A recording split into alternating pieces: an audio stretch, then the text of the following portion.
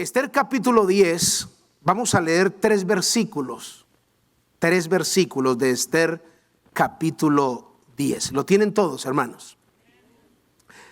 Dice la palabra del Señor: el rey Asuero impuso tributo sobre la tierra y hasta las costas del mar. Versículo 2: y todos los hechos de su poder y autoridad y el relato sobre la grandeza de Mardoqueo con que el rey le engrandeció, ¿no está escrito en el libro de las crónicas de los reyes de Media y de Persia? Porque Mardoqueo el judío fue el segundo después del rey Asuero y grande entre los judíos, y estimado por la multitud de sus hermanos, porque procuró el bienestar de su pueblo y habló paz para todo su linaje. Pueden tomar asiento, mis amados hermanos. Estos tres versículos que leímos, así termina el libro de Esther. Qué interesante que no termina con la protagonista del libro de Esther, que es esta misma mujer que Dios usó para la liberación del pueblo judío. El libro no termina engrandeciendo la vida de esta mujer de Esther a la iglesia de Dios. ¿Cómo terminó Mardoqueo? La Biblia dice que Mardoqueo, según este texto, era el segundo después del rey Asuero.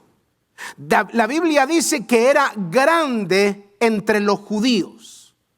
La Biblia dice que fue estimado entre los hermanos. Y la Biblia dice que logró que su nombre quedara escrito en las crónicas del rey. Cuando uno lee este pasaje, uno puede tener la tendencia a pensar que siempre fue así. Cualquier persona podría decir, pues para Mardoqueo fue muy fácil. Él nació en cuna de oro, pero no siempre fue así. Por eso yo le voy a invitar para que usted, si ha leído o no ha leído, si lo ha leído, pues vuelva a leerlo. Si no lo ha leído, lo animo a que lean los 10 capítulos del libro de Esther, que le darán a usted un panorama extraordinario de cómo Dios opera, aunque en el momento, seguramente en muchas ocasiones de nuestra vida, no lo estemos viendo. Es más, yo les enseñé una vez y les hablé como parte de la historia. En el libro de Esther, usted en ninguna parte encuentra el nombre de Dios. Pero es innegable que la mano de Dios se encuentra en cada detalle. Y es exactamente lo que muchas veces nos sucede. A veces por nuestra humanidad pensamos que Dios no está obrando, que Dios no está haciendo nada. Y en nuestra humanidad y a través de nuestra vista natural comenzamos a mirar las cosas, a analizar el por qué esto, el analizar, comenzamos a llevar todo al plano de la lógica.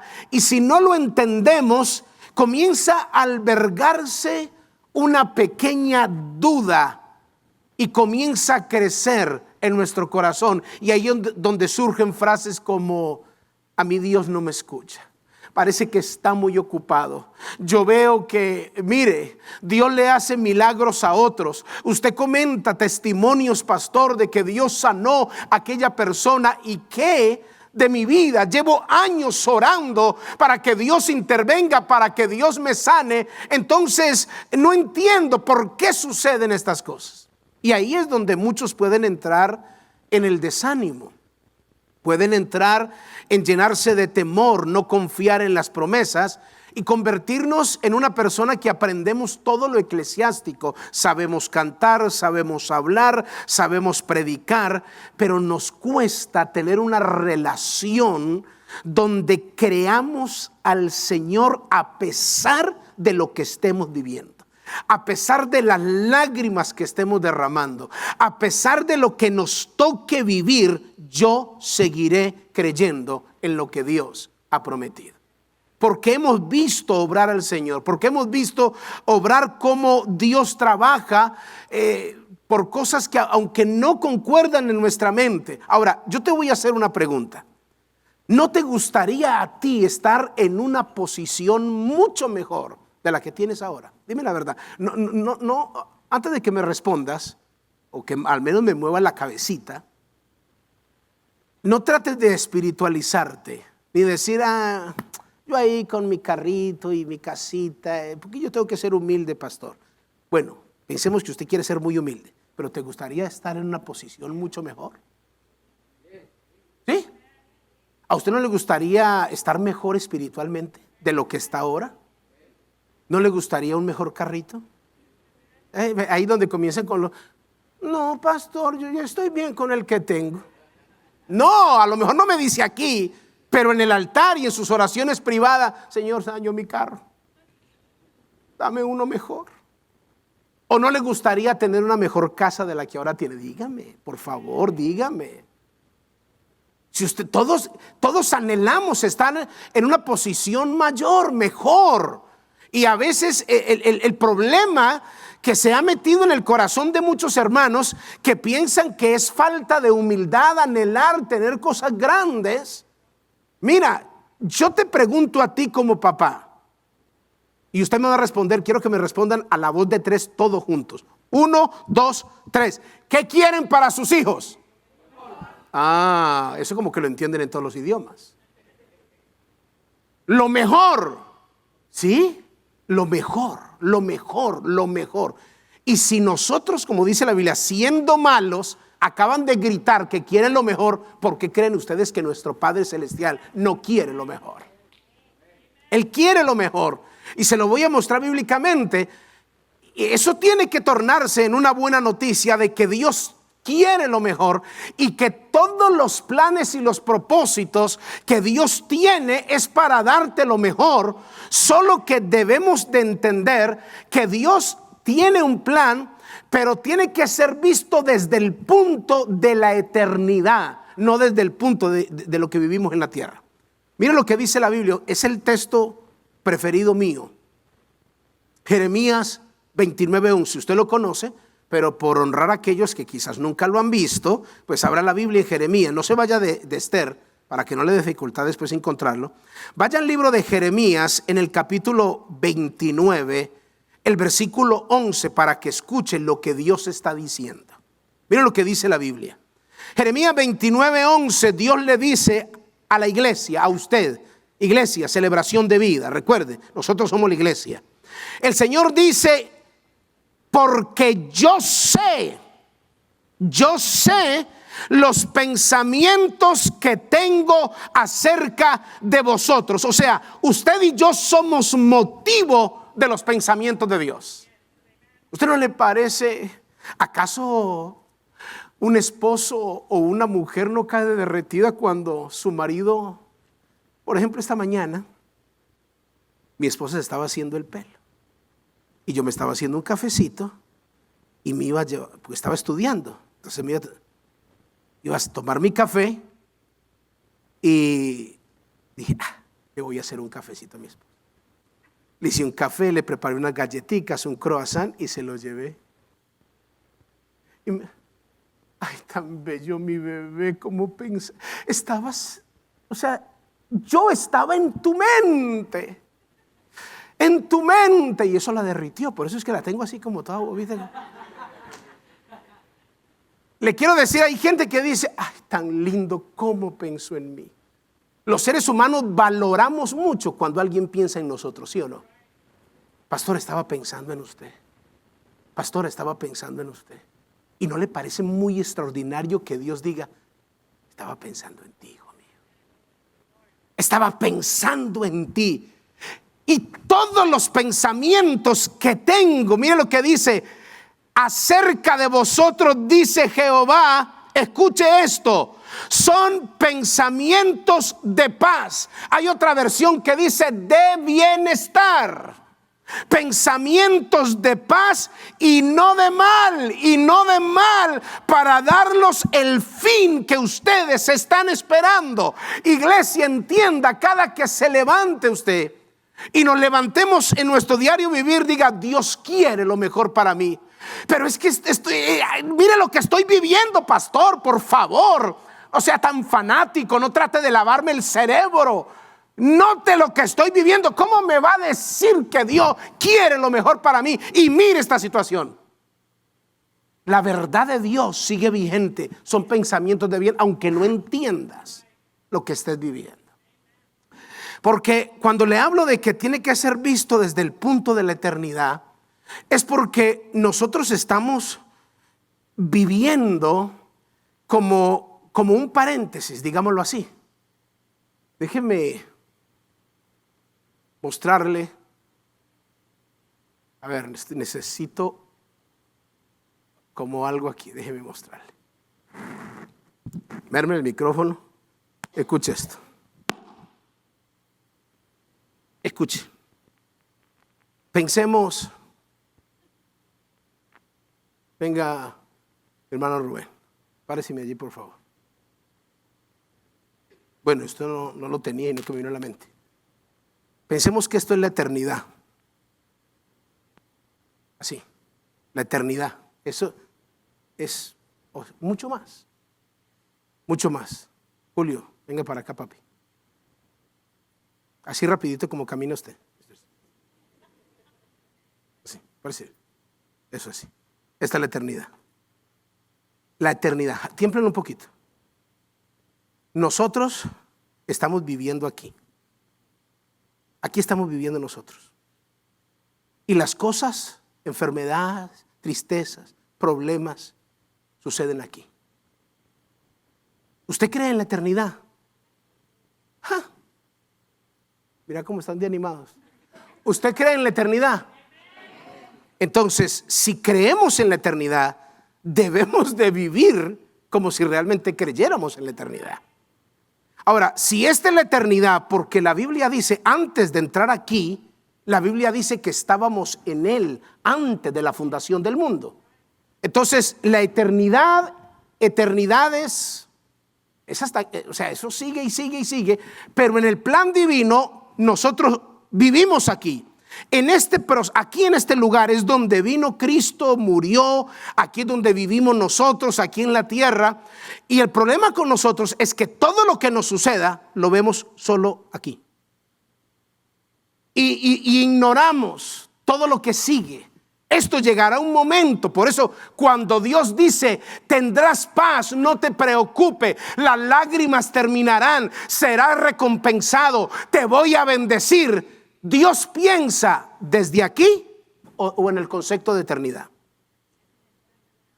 Entonces, si la vida cristiana no la vives desde el punto de vista de la eternidad, aquí vas a vivir un evangelio llorando, entristecido, amargado, quizás dolido con Dios. ¿Y por qué no salen las cosas como yo quiero? ¿Y por qué se demora tanto esto? Y si Dios existiera, ¿por qué permite esto? Si realmente Dios fuera verdad, ¿por qué? Y la gente aquí en este espacio, la Biblia dice que nuestra vida es como la flor del campo, que hoy es y mañana desaparece. Es decir, ¿acaso el tiempo no pasa rápido? Facebook a veces nos atormenta. Me mandó una foto de mis recuerdos cuando yo tenía pelo. Y no, es que yo tengo que mostrarles. Yo tenía un pelero. Mire, un pelero que yo me metía estos dos dedos así para bajarme el pelo y taparme las orejas. Es el estilo que tenía yo como joven. Y así, mira, me metía los dos dedos y me bajaba y me tapaba las orejas. Y aquí se cayó el pelo, se desapareció. Ya estoy como la gasolina, cada día más cara. Pero en este proceso es donde suceden miles de cosas. Y usted y yo debemos de entender que Dios mira desde el punto de eternidad. Entonces, cuando lo que vivió Mardoqueo, lo que lo vivió aquí, y lo que sostuvo a Mardoqueo, lo que sostuvo a Esther, y lo que la Biblia registra, y lo que la Biblia dice en Jeremías 29:11, que los planes de Dios son de bien. No lo mires desde aquí en este pedacitico, tienes que mirarlo desde el punto de la eternidad. Gracias, mi hermano. ¿Están entendiendo lo que les quiero decir? Porque si no lo miramos, gracias Julio, Porque si no lo miramos de esa manera, nos vamos a frustrar en el proceso. Nos vamos a frustrar en miles de cosas que quizás no vamos a entender. Y es muy importante entender, vuelve a la historia del libro de Esther, el capítulo 10. Usted encuentra aquí que si nosotros logramos entender el proceso que pasó Mardoqueo, él no nació en una cuna de oro. Fue todo un proceso según el plan de Dios para poder liberar a los judíos. Así que yo le voy a mostrar, al menos voy a comenzar hoy, no sé si termino, pero quiero ir despacio porque esta enseñanza se tiene que convertir en nuestro manual para la iglesia Celebración de Vida con respecto a la asignación que Dios nos ha entregado en esta ciudad. Porque Dios ha decidido, según esto, Dios le dijo, acabé de leerlo, a la iglesia Celebración de Vida. Iglesia Celebración de Vida, tengo planes de bien. Tengo planes de bien. Levántese en todos los días creyendo esto y Señor, y no de mal. No de mal, pero si me viene el mal, usted sobre ese mal declare la palabra. Diga, aunque estoy viviendo esto, yo sé que me duele, me hace sangrar, pero no sé si lo entiendo o no lo entiendo. Pero lo único que sé es que yo creo a la palabra. Y la palabra me dice que Él tiene planes de bien. No sé cómo va a ser, pero tiene planes de bien. Se lo voy a explicar de esta manera. Es como si usted estuviese viendo un partido que ya sabe cómo quedó. En diferido que llaman. Cuando está viendo, doy ese ejemplo, cuando está viendo un partido de fútbol, hablo con los que lo ven y los espirituales que no lo ven.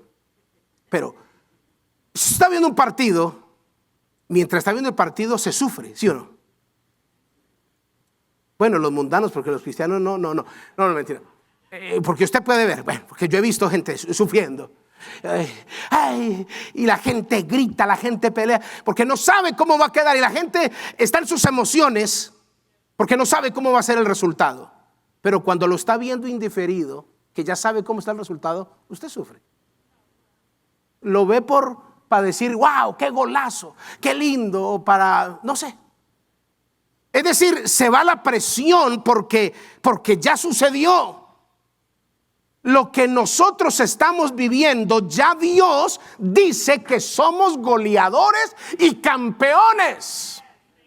O sea, ya Dios nos está diciendo, ustedes van a terminar bien, van a ser bendecidos. Tengo pensamientos de paz. Entonces, ¿por qué sufro pensando que la eternidad quizás no existe? O que Dios no tiene planes conmigo porque está permitiendo esto que estoy viviendo. Y por eso es que Dios permite que sucedan varias cosas, porque en ese proceso es donde Dios nos moldea desde el punto de vista de la eternidad, porque Dios tiene planes. Y los planes que tiene los va a cumplir y lo va a hacer bajo su plan, no bajo mi plan. Porque los seres humanos tenemos esto, pedimos algo y queremos que Dios haga el milagro, pero como nosotros queremos.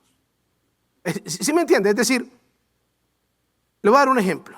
Mi suegra, creo que mi esposa les contó una vez, ella tuvo un hermano que le dio una enfermedad que quedó postrado en la cama. Como por 8 años. ¿Cuántos años fue? No sé dónde se metió mi esposa, pero bueno, por ahí está trabajando.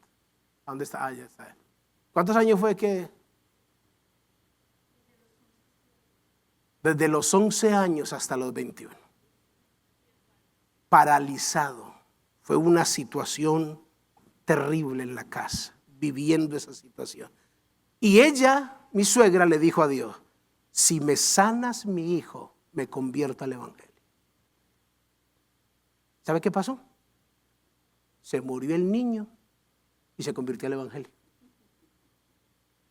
Porque es que Dios hace las cosas no bajo nuestro plan, no bajo nuestras condiciones, no como nosotros queremos, es como Dios ha determinado hacerlo, porque está en el diseño, está en el plano. Cuando hablamos de que Dios tiene un plan, es como si yo voy a construir una casa y yo me tengo que basar por el plano, ¿sí o no? Por el plano, ¿de cuánto va este muro? Va de 15 pies por 10, ok. El plano dice, dele 10 pies para allá, dele 15 para allá. Pero no, es que a mí no me gusta. Mire, el plano dice que hay que echarle tanto de cemento, que hay que ponerle la varilla.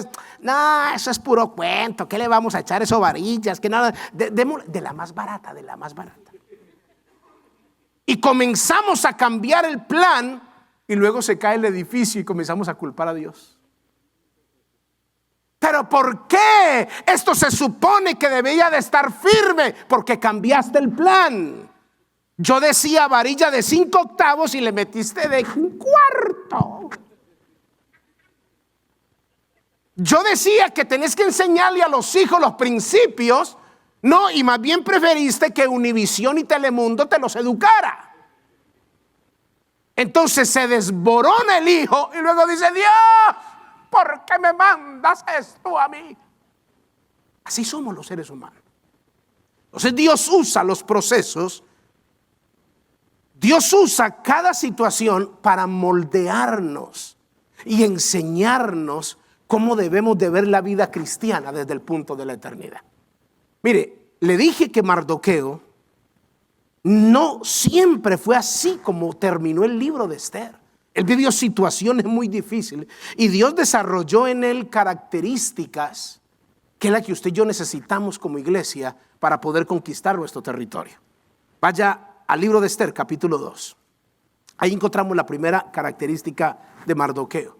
Mardoqueo era un hombre misericordioso y se lo voy a mostrar por la palabra. Libro de Esther, capítulo 2, versículo 7. ¿Lo tienen? Miren lo que dice el versículo 7.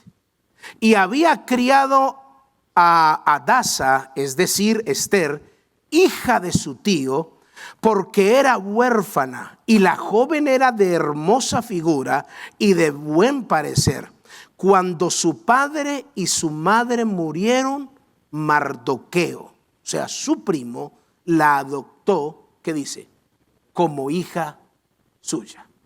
Mardoqueo era el primo de Esther. Sus padres mueren, entonces él asume una responsabilidad que no le corresponde. Sé que es familia. Nosotros somos muy unidos con nuestros primos, pero usted sabe que hay primos por allá, segundos, terceros, cuartos, quintos, que a veces ni sabemos ni conocemos. Y la familia, hay lazos que son mucho más fuertes. ¿Cuál es el núcleo familiar primordial? ¿Cuál es? Usted lucha por lo suyo, ¿cierto? Hijo o esposo, luego sigue mamá, papá, pues hablando en el término de casados. O hay otros que están solteros, mamá, papá, hermanos. Y ya los primos, bueno, si podemos ayudarles, les ayudamos. Es decir, tenemos como esa obligación, pero hay responsabilidades que no nos corresponde a nosotros, que les ayudamos porque son nuestra familia, pero asumir una responsabilidad de decir te tomo como hija, eso habla de un corazón misericordioso. Y Dios quería que él viviera, este Mardoqueo creciera en misericordia. Y es el mensaje que Dios nos da a nosotros. ¿Por qué? Porque la misericordia, según la definición del diccionario, me sorprende como dice, la misericordia es la virtud que nos lleva a compadecernos de los trabajos y de las miserias ajenas. Y también es la característica de alguien que se preocupa por las necesidades de otros. Una iglesia misericordiosa le preocupa los problemas de las demás familias. Una iglesia que crece en misericordia no es egoísta diciendo, me da mucho pesar, qué lástima como vive la gente, pero yo también tengo problemas. Yo no me voy a echar esa carga. No, una iglesia de misericordia sabe que viene a trabajar para la obra del Señor y tiene que compadecerse de aquellos que están sufriendo, de aquellos que su matrimonio está a punto de derrumbársele. Quizás usted está diciendo, pastor, ¿qué me está diciendo? ¿Qué está tratando de decirme usted? No he podido solucionar mis problemas matrimoniales. No he podido todavía ajustarme emocionalmente en mi círculo de familia para que usted venga con esa predicación a decirme que tengo que compadecerme de otra familia. No puedo con la mía. No puedo solucionar esto. No puedo avanzar en esto. Ahora, si la iglesia no crece en misericordia, entonces no estamos entendiendo el evangelio. No estamos entendiendo lo que es la eternidad, porque nos estamos asumiendo en este punto y viviendo nosotros, solo encerrándonos. Note que aún las oraciones se tornan así: Señor, mi casita, mi carrito, mi muchacho, mi niño, mi tía, mi mamá, mi abuelo, mi papito. Así como oraciones como así. Pero cuando usted se sale del círculo, Señor, aquel que está en la droga, aquel que está en el vicio, ¿cómo se llama? Yo no sé, Señor, pero tócalo. Déjeme, yo voy a abrazarlo. La misericordia hace todo eso. La misericordia hace de que usted diga: wow, esta semana no le he hablado a nadie de Cristo. Qué pena con los pastores. No le dé pena con nosotros, déle pena con Dios. No, a nadie le hablé del evangelio. Y ahí están los pastores diciendo: evangelicen, hermano. Evangelicen, lleven tratados, háblenle a alguien. Porque ¿no le parece a usted que pasen los años y usted diga: yo no sé qué le está pasando a la iglesia, yo no veo como que? Porque así es la gente. Yo no veo que estén creciendo mucho. Como que no están creciendo, y el que está hablando no habla del evangelio. ¿Cómo le parece eso? Es decir, porque nosotros queremos que otros tengan misericordia, pero nosotros no la tenemos. Entonces es necesario que usted y yo desarrollemos esa característica, y le voy a mostrar. Abra el libro de Jeremías, capítulo 31. Este texto a mí me ministra tanto, porque muestra el corazón de nuestro Dios. Muestra en una manera tan tangible cómo Dios siente, cómo Dios piensa. Jeremías capítulo 31, escuche esto, el versículo 15, quiero que vaya ahí. Jeremías capítulo 31, voy a leer desde el 15. Jeremías 31, 15, ¿lo tienen? Dice: así ha dicho Jehová, escuche esto. Así ha dicho Jehová: voz fue oída en Rama, llanto y lloro amargo. Raquel que lamenta por sus hijos y no quiso ser consolada acerca de sus hijos porque perecieron. Está hablando, Raquel aquí es figura de todas las madres que iban a llorar por el asesinato de todos los niños que iban a matar. Incluso la matanza que hubo cuando este Herodes quería matar a Jesús y mandó a matar a todos los niños de 2 años, menores de 2 años, mátenlo todo. Escucha el versículo 16. Así ha dicho Jehová: reprime del llanto su voz y de las lágrimas tus ojos, porque salario hay para tu trabajo, dice Jehová, y volverán de la tierra del enemigo. Sigue leyendo. Esperanza hay también para tu porvenir, dice Jehová, y los hijos volverán a su propia tierra. Escuchando he oído a Efraín que se lamenta, y me azotaste y fui castigado como novillo indómito. Conviérteme y seré convertido, porque tú eres Jehová mi Dios. Porque después que me aparté tuve arrepentimiento, y después me reconocí mi falta, herí mi muslo, me avergoncé y me escondí, porque llevé la afrenta de mi juventud. Y mire lo que dice el Señor: ¿no es Efraín hijo precioso para mí? ¿No es niño en quien me deleito? Pues desde que hablé de él me he acordado de él constantemente. Por eso, mire lo que dice Dios: por eso mis entrañas se conmovieron por él. Ciertamente tendré de él misericordia, dice Jehová. La Biblia dice que las entrañas de Dios se mueven. todas sus emociones. A mí me parece ver el corazón de un Dios que siente como nosotros y está conmovido cuando le has fallado, cuando hemos cometido pecado y vienes arrepentido diciendo: perdón, Señor, ten misericordia de mí. Y estás llorando, estás quebrantado y estás diciendo: ten misericordia de mi casa, ten misericordia de mis hijos. Y ahí estás llorando y llorando, y Dios dice: yo voy a secar tus lágrimas. Mis entrañas se conmueven cuando te veo así llorar. Mis entrañas se conmueven cuando me pides misericordia. ¿No le parece a usted? ¿No le llena mucho a usted de que Dios le diga: me conmueve cuando lloras en el altar y vienes a mí pidiendo que seque tus lágrimas, que intervenga en esta situación? Y Él dice: tendré de ti misericordia.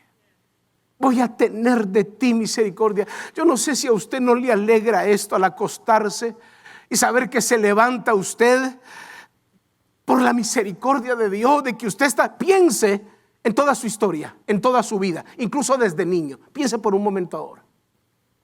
¿Dónde estaría usted y dónde estaría yo si no hubiera sido por la misericordia de Dios? Literalmente, ¿dónde estaría su matrimonio? ¿Dónde estaría su vida si no hubiera sido por la misericordia de Dios? En lo personal, yo le he fallado muchas veces a Dios.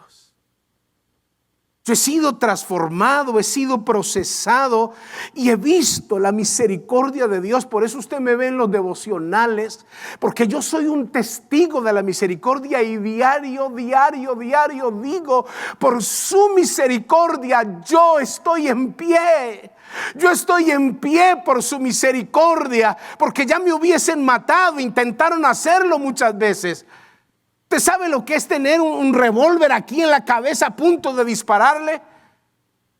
Y en el momento que clamé a Jehová, aún siendo inconverso, aún no conociendo el plan que Dios tenía trazado desde la eternidad para mí, el plan que Dios tenía, yo lo desconocía completamente. Y verme aquí predicando, anunciando, ver mis hijos adorando, ver lo que Dios está haciendo, digo: pero ¿cómo no tener misericordia?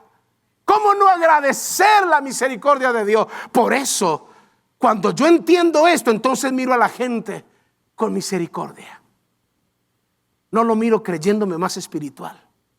No lo miro mirándolos por encima del hombro, sino mirándolo con misericordia. Es más, cuando Jesús estuvo en la tierra, mandó a los escribas y a los fariseos a que aprendieran lo que significaba misericordia.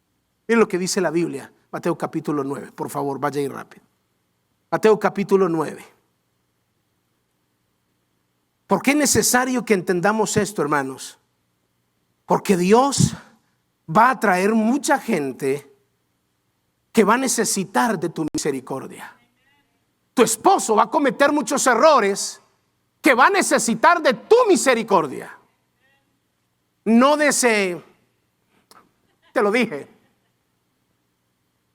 Tus hijos van a cometer errores en su crecimiento, en su formación, y vas a tener que darles misericordia. Van a venir hermanos, gente que no conoce a Dios, que nos van a sacar canas y acabar de tumbar el pelo. Yo como pastor estoy dispuesto a quedar calvo, literalmente, porque quiero dar misericordia a todos los que Dios me permita en el camino. Mire lo que dice la Biblia, Mateo capítulo 9. Capítulo 9, versículo 9. ¿Lo tienen todos? Pasado Jesús de allí, vio a un hombre llamado Mateo, que estaba sentado en el banco de los tributos públicos, y le dijo: sígueme. Y se levantó y le siguió. Aconteció que él, estando sentado a la mesa, he aquí que muchos publicanos y pecadores que habían venido se sentaron juntamente a la mesa con Jesús y sus discípulos. Pregunto, ¿quiénes se sentaron a la mesa con Jesús? Publicanos y ¿qué más? ¿Quiénes se sentaron a la mesa con Jesús? Publicanos y pecadores. Jesús. Y hoy en día hay cristianos que yo no me junto con mi familia porque son pecadores. ni los saluda, porque son pecadores. ¿Ok? Versículo 11. Cuando vieron esto, los fariseos dijeron a los discípulos: ¿por qué come vuestro maestro con los publicanos y pecadores? Porque los publicanos eran personas, estaban en la lista de pecadores, eran recolectores de impuestos y eran conocidos como ladrones. Jesús se sienta con ladrones y pecadores. Al oír esto, Jesús les dijo: los sanos no tienen necesidad de médico, sino ¿quiénes? Los enfermos. Y mire lo que les dice: y pues aprended. O sea que la misericordia se aprende. Y pues aprended lo que significa misericordia quiero y no sacrificio. Y no sacrificio, porque no he venido a llamar a justos, sino a ¿quiénes? ¿A quiénes vino a llamar el Señor? O sea, nosotros no podemos evangelizar. ¿Cómo se maneja usted? ¿Bien o mal? Porque necesito ir para la iglesia. Cuénteme un poco de su historia, a ver si le predico el evangelio. Dios no ha venido a llamar a justos. Dios no ha venido a llamar a justos, sino a pecadores al arrepentimiento. Así que en esta ciudad hay mucha gente pecadora como nosotros, pero que ya estamos arrepentidos y que tenemos que mostrarles misericordia. Hay gente, mucha gente, que no va a las iglesias porque muchas personas no saben y no han entendido y no han aprendido lo que significa misericordia. Yo conozco, escuche, conozco iglesias que le han hecho un closet donde ponen la ropa para vestir a los que acaban de entrar. Conozco iglesias, hay un closet y entró alguien que no conocía a Dios. Vino vestido y hay hermanos, hermanas que todavía no han aprendido lo que significa misericordia. Y mismo, a la casa de Dios no se entra así. Venga, le muestro. Escoja la ropa que quiere. Entonces queremos uniformar una iglesia y no transformar una iglesia. Comenzar a vestir. Por eso el Señor dijo: rasgue vuestro corazón, no vuestros vestidos. No tomando esto como una licencia para venir como nos dé la gana, no. Porque cuando usted lo invitan dígame la verdad, yo creo que si a usted le invitara al presidente a comer allá a la Casa Blanca, ¿cómo se iría usted? Honestamente, ¿llegaría usted de pantalones corticos allá con chancla? No. Pero es el presidente. Usted buscaría la mejor manera de presentarse, no sé, como... No estoy hablando de la ropa. Estoy hablando simplemente es un ejemplo para que usted conozca y entienda en la dimensión que nosotros debemos de mirar, que eso no tiene que ver nada. Que también entiendo la apariencia, la Biblia habla de la modestia, la Biblia habla de muchas cosas, pero Dios nos enseñó la unidad. Escuche lo que le voy a decir. Dios nos enseñó la unidad, no la uniformidad. En la iglesia que pastoreaba en Medellín, primera iglesia, en el barrio que le dije, Manrique Oriental, una hermana me dice: pastor, anoche tuve un encuentro con el Espíritu Santo. Sí, mi hermana, cuénteme qué pasó. Dios me dijo, me habló Dios y me dijo que nunca más me volviera a poner slap, sino puras faldas. Así me habló el Señor y me dijo eso. Yo le dije: ok, mi hermana, si el Espíritu Santo se lo dijo a usted, entonces, ¿cree usted que el Espíritu Santo trabaja también en los demás? Entonces, el único favor que le voy a pedir es: no someta a ninguna de las hermanas de la iglesia bajo su experiencia. Deje que el Espíritu Santo también le redarguya a ellas. Es lo único. Y sígase poniendo las faldas. Bienvenida. 3 meses duró con la revelación. Ya, se le acabó. Un día llegó a la iglesia con el blue jean. Y dije: mi hermana, ¿qué pasó? El Espíritu Santo, ¿fue el Espíritu Santo o fueron los frijoles que se comió anoche? Porque cuando uno está por convicciones bíblicas, eso tiene que permanecer. Entonces, ¿por qué le estoy diciendo todo esto? Porque es que Dios me está ministrando y Dios me está hablando de todo lo que va a acontecer, de todo lo que va a venir. Yo estoy seguro, yo estoy convencido, hermano, pero es que yo me pudiera meter en la cabecita de cada uno de ustedes. Yo estoy convencido de lo que Dios va a hacer en esta ciudad, de la gente que Dios va a traer, de lo que Dios está haciendo. Entonces es mi obligación preparar una iglesia que cuando la gente vaya entrando, lo miren con misericordia. Wow. ¿Quién irá a ser esta persona del reino de Dios? Mírenlo con misericordia, porque sabe, usted aprendió lo que significa misericordia. Que hay momentos en que, como Jesús, a veces tiene que sentarse uno, pecadores con publicanos, porque hay cristianos que se van al extremo. Hay gente que hace oraciones que, ay, qué rico que existiera los buses solo para cristianos, almacenes solo para cristianos. Ay, qué rico una urbanización de puros cristianos. Ay, por favor. Ay. Entonces, que la gente saliera en el vecindario. Dios le bendiga, mi hermana, ¿cómo está? Que todo, mire, a veces se presentaría en una competencia y unos problemas que usted no se imagina. Yo creo que usted termina diciendo, me voy a vivir donde los mundanos. Dios conoce los corazones. Dios conoce que pensamos diferente. Note los discípulos, Dios no los uniformó. Mateo era diferente a Tomás, Tomás era diferente a Pedro, Pedro era diferente a Jacob. O sea, todos eran diferentes, pero Dios los formó, Dios los preparó y les enseñó el evangelio que libera. Y ellos tenían que aprender misericordia. Le voy a dar un último texto, Mateo capítulo 18. Este es el último texto que le voy a dar. Y luego continuamos si Dios lo permite, porque este es un manual de instrucciones para que usted y yo nos vamos formando como iglesia en el propósito que Dios tiene. Mateo capítulo 18, vaya ahí. Mateo capítulo 18. Miren lo que dice la palabra del Señor. Mateo 18. ¿Lo tienen? El versículo 23. Esta historia usted la conoce, pero permítame decirle esto.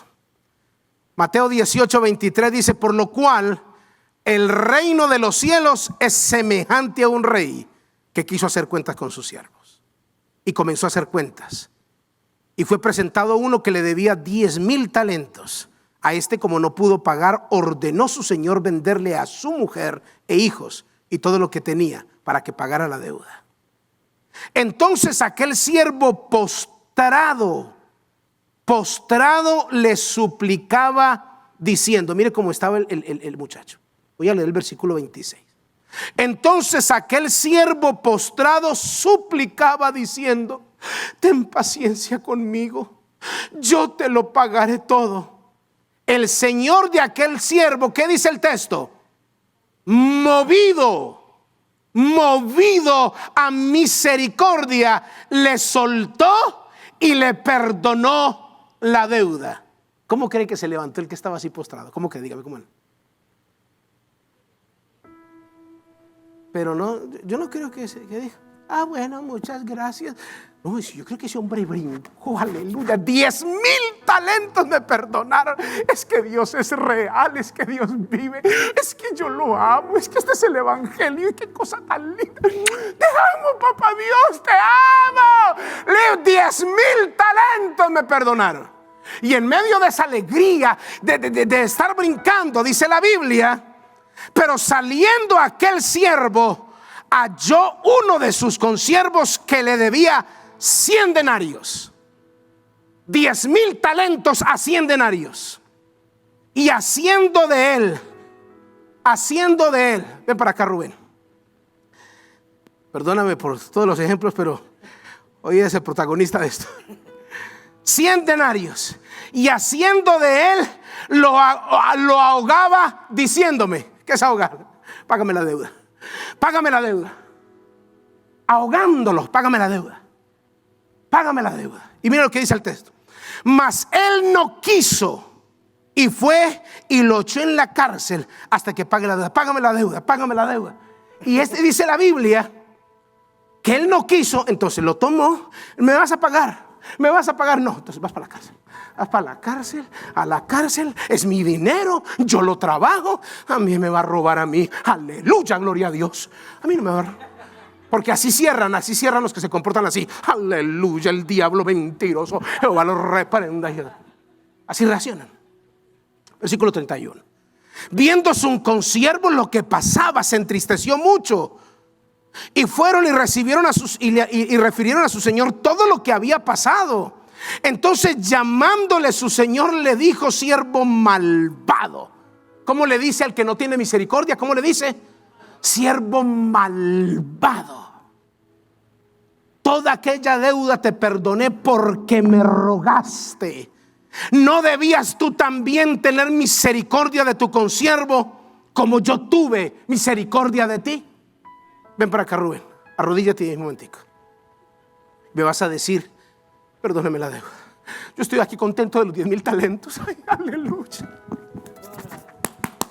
Dios hace milagros. ¿Qué? Perdóname la deuda. Me pagas. Es mi dinero, me lo gané. ¿Vos sabes que es fácil pegar chirro? Está pegar chirro y ahora no me pagas mis 10,000. Perdóname. Gracias, Rubén. Así hay mucha gente. Gracias, papito. Así hay mucha gente. Señor, perdóname.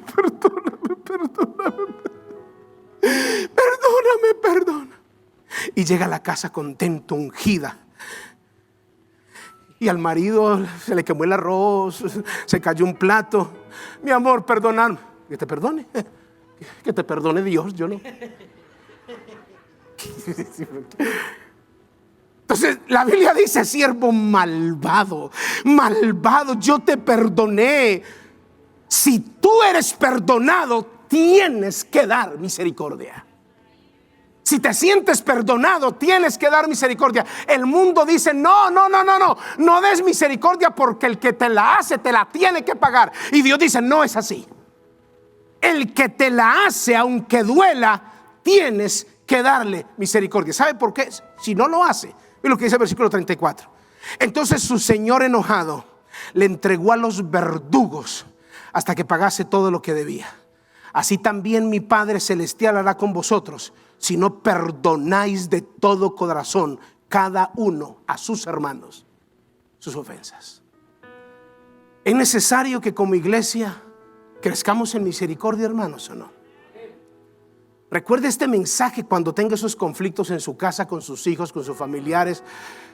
Por favor, vamos a dar misericordia. Y quieres misericordia, quieres intervención de Dios sobre tu vida. Cuando tú lo haces, Dios se encarga de recompensarte. Pero si no lo haces, tú mismo le das autoridad a los verdugos para que te atormenten y te metan a la cárcel. Yo te invito a que te coloques de pie y le digas al Señor: Señor, yo quiero